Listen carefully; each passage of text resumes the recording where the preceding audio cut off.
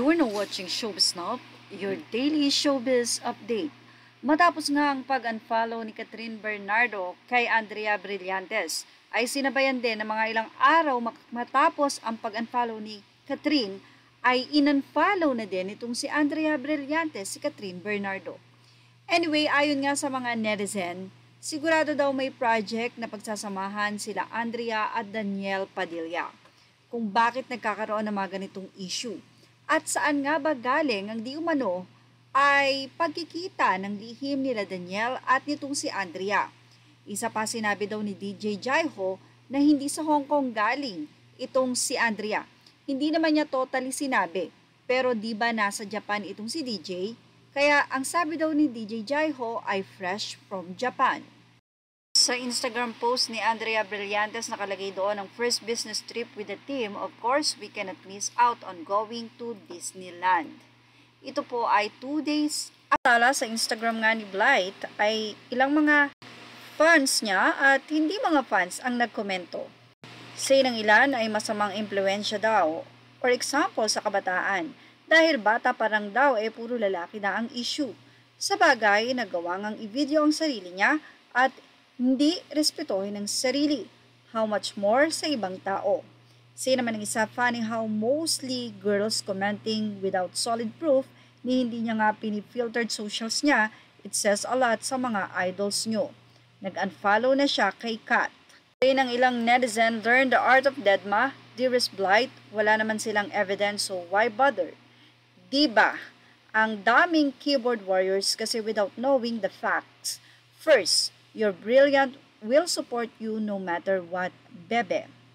Kahit na anong sabihin nyo, nega kay Blight, isa pa rin masasabi ko sa inyo, marami pa din ang nagmamahal sa kanya kahit na masasakit na mga salita ang lumalabas sa mga bibig nyo. Asa na ang mga best friend natin dyan except sa ABCD Girls. Ngayon ko mas kailangan kayo ni Blight kung talagang mahal nyo ang kaibigan nyo. Well, Katniel fans ako pero wala. Anyway, yan nga mga naging say ng netizen matapos nga na mag-post itong si Andrea Brillantes sa kanyang Instagram 2 days ago kung saan ay nagpunta nga sila sa Disneyland. Walang nakalagay doon kung ito ba ay sa Hong Kong or sa Japan. Pero ayon sa balita ay tila sa Hong Kong nga daw ito.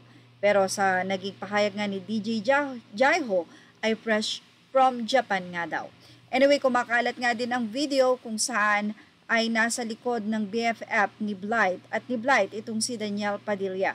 Pero sa inang mga netizen, may kasamang group of friends si Daniel dyan at ang asawa ni Maha Salvador na si Rambo Nunez na alam naman natin na very close nila Catherine at Daniel ang dalawa. Pero tila lumalabas sa video na ito ay magkasama si Blight at Daniel dahil na nga rin sa issue ng di umano ay lihim nilang pagkikita.